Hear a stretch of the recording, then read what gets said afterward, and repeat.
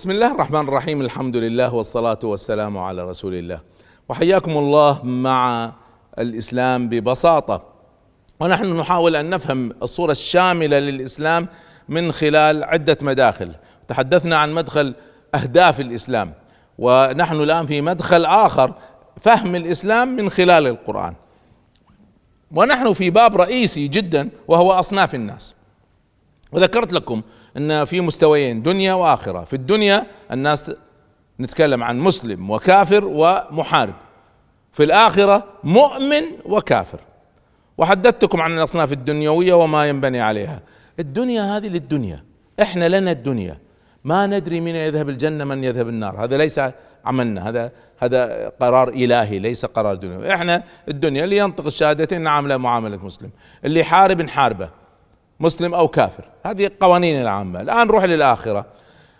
ذكرت لكم ان المؤمنين انواع، ليس فقط المؤمن الذي قال لا اله الا الله محمد رسول الله. في ناس قالوا لا اله الا الله لكن لم يقولوا محمد رسول الله وهم مؤمنين. ليش؟ اللي قبل محمد صلى الله عليه وسلم مؤمنين.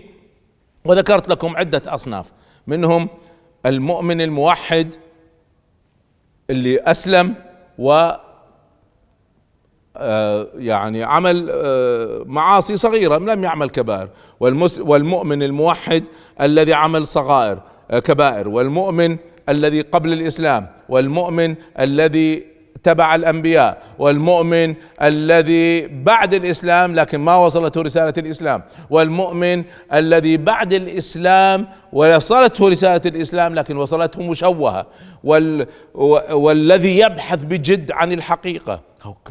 هؤلاء كلها أصناف. القانون العام فيها أن هؤلاء يستحقوا الجنة في النهاية. أنا ما قلت يروح الجنة، أنا دقيق، ما قلت يذهب إلى الجنة، يذهب الجنة يذهب النار، هذا قرار إله. أنا أقول يستحق الجنة. من الذي يقرر؟ الله سبحانه وتعالى. عندنا قانون. شوفوا أول شيء احفظوا هذا المبدأ، أن العقيدة ما فيها نسخ. يعني واحد ممكن يصير كلام عن النسخ في الأحكام، حكم يلغي حكم، وإن كانت حتى هذه المسألة عليها خلاف، لكن ما في شيء اسمه نسخ في العقيدة. يقول لنا والله في ملائكة، بعدين يقول لا ما في ملائكة، ما يصير. فالعقيدة ما في نسخ. الآن شوفوا الآية الكريمة التي تقول إن الذين آمنوا والذين هادوا، اليهود آمنوا، الذين آمنوا المقصود مسلمين، إن الذين آمنوا والذين هادوا والنصارى والصابئين، النصارى المسيحيين، صابئين قيل فرقة الصابئة، وهذا رأي، لكن في رأي آخر يقول الصابئين كل شخص له دين آخر أو غير دينه، كل الأديان الأخرى.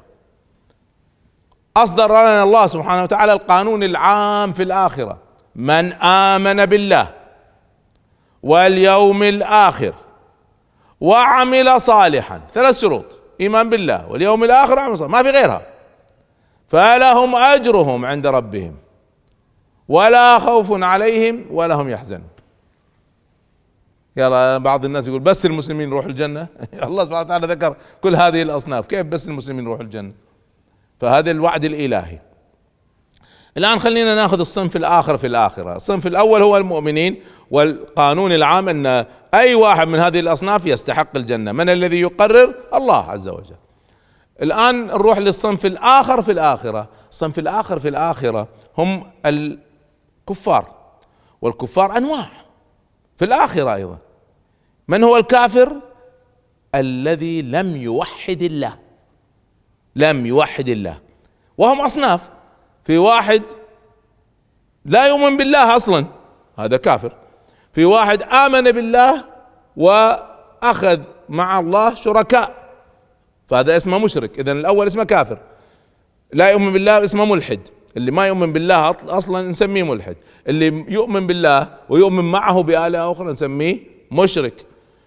طيب الذي عرف بالأدلة القاطعة أن الله موجود ومع ذلك لم يؤمن، هذا اسمه جاحد.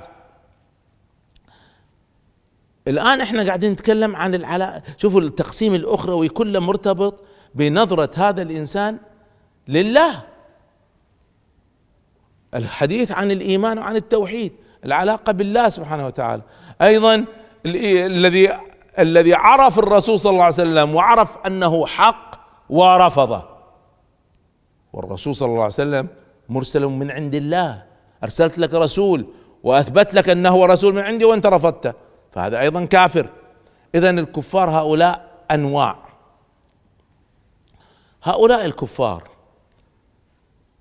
داخل كل صنف، احفظوا هذا، هذه الاصناف كلها داخلها درجات، وذاك تصنيفات الكفار كثيرة جدا جدا، ولذلك ما اريد ادخل فيها، بس اريد اعطيكم قانون عام ان الكافر الذي لا يؤمن بالله، الملحد الذي لا يؤمن بالله، هذا انواع. في ملحدين اصحاب اخلاق حسنة واصحاب احسان للبشر ورحمة ومساعدات انسانية عالية، وفي ملحد كاف خيره وشره، وفي ملحد شرير. اذا يختلف نفسهم، الملحدين درجات، ايضا الكفار درجات، ايضا المشركين درجات، حسب الظلم، حسب الفسق، حسب الرحمة، كلها تنقسم. ليش؟ الملحد الذي يؤذي الناس مثل الملحد الذي يحسن للناس؟ لا، ما يصير. فهذا كله ايضا اشارات قرآنية واضحة الى هذه المسألة. الآن نأتي ونختم بأصناف الناس بقوانين رئيسية. قانون الرئيسي جدا جدا هو القانون التالي: لا تتدخلوا يا ناس في الآخرة، ما هو شغلكم، القرار في الآخرة لله، لا تتألهوا على الله، لا تعينوا نفسكم آلهة، لا حد يقول فلان رايح الجنة فلان رايح النار، أن اليهود في النار والمسلمين في الجنة. ايش علاقتكم انتم الجنة والنار؟ هذا شغل إلهي. هذا أول قانون، قرار الجنة والنار بيد الله وحده لا شريك له. أنتم كناس مسلمين لكم الدنيا تحكموا على الظاهر فقط وليس على الباطن. هذا قانون. عندنا قانون آخر في منتهى الأهمية اسمه قانون الوعد والوعيد. الوعد والوعيد. الوعد هو التبشير بأمر حسن، من فعل كذا فله المكافأة الفلانية. الوعيد هو التهديد بأمر شنيع، اللي يفعل الإجرام الفلاني أو الظلم الفلاني أو الفسق الفلاني فسأعاقبه بكذا. هذا اسمه وعد، هذا اسمه وعيد. احفظوا هذا القانون، قانون رئيسي جدا، عليه إجماع عند أهل السنة والجماعة، موجود عند بعض الجماعات الأخرى وبعضها يرفضه، لكن أهل السنة والجماعة عندهم إجماع عليه. وهو اللي يتأمل القرآن واضح جدا، والله سبحانه وتعالى يشير إليه كثيرا في القرآن.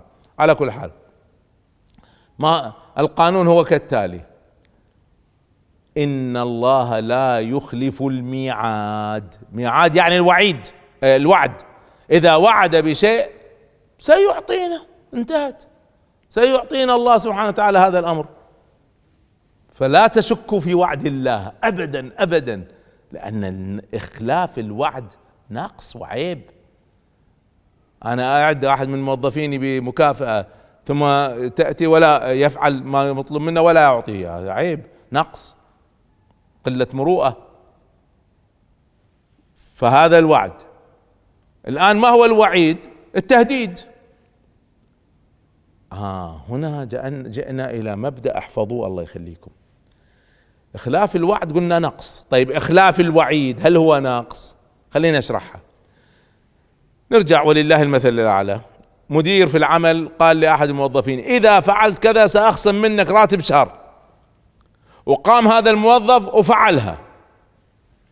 الآن جاء هذا المدير يستطيع أن يعاقبه لأنه هو أعطاه الإنذار، لكن أخذته الرحمة، قال له: اسمع، هالمرة أيضا حسامحك، أعطيك فرصة ثانية. الآن هذا المدير لم ينفذ التهديد، لم ينفذ الوعيد. هل هذا شيء سيء؟ هل هذا نقص ولا كرم؟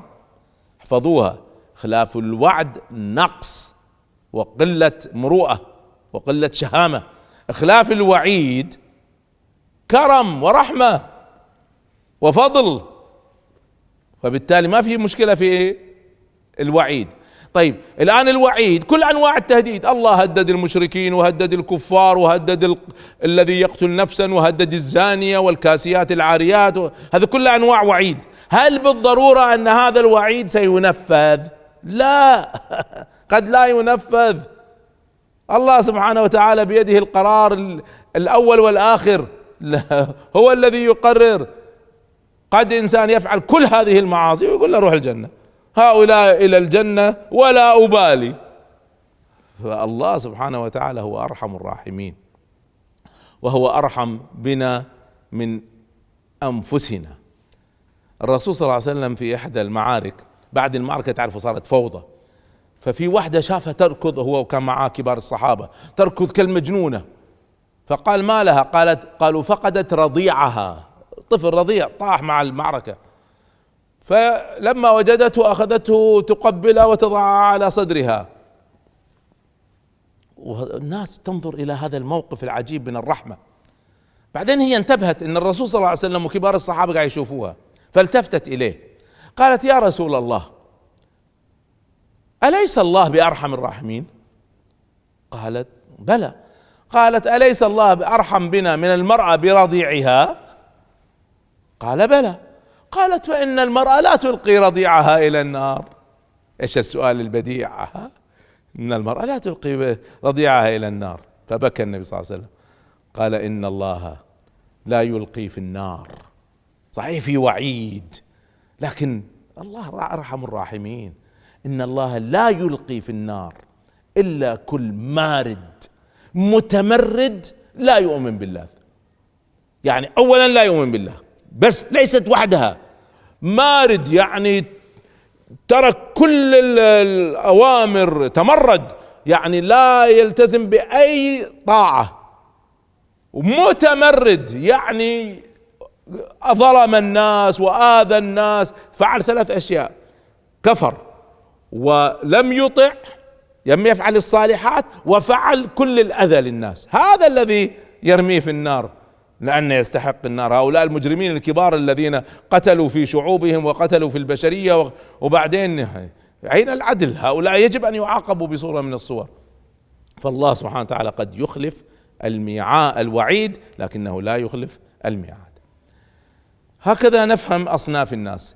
في الحلقة القادمة سأعطيكم الخلاصة ومدخل رئيسي آخر نحدثكم به إن شاء الله. استودعكم الله والسلام عليكم ورحمة الله.